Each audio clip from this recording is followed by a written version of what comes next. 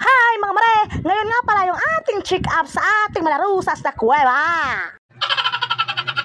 Nakabili nga ako ng bagong suklay kasi nawala nga yung putol kong suklay na ginoko. Nagpaganda nga ang mare nyo para bago tayo bumuka ka doon, maganda ang ating pagmumuka. Ang mahiwagang sombrero!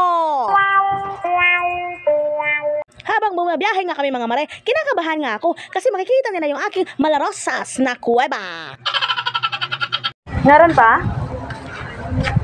Ano kasi? Biya? Biya? Oo.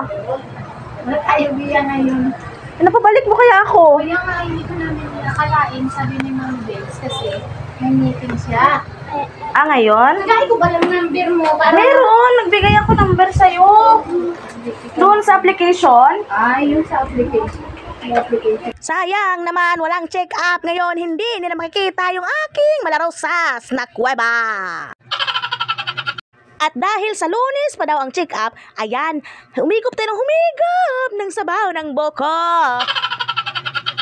Habang sumisip-sip nga ako ng buko, dumaan ngayon dating teacher ng anak ko. Ang gwapo-gwapo, for the go, may asawa na yan, ginoko.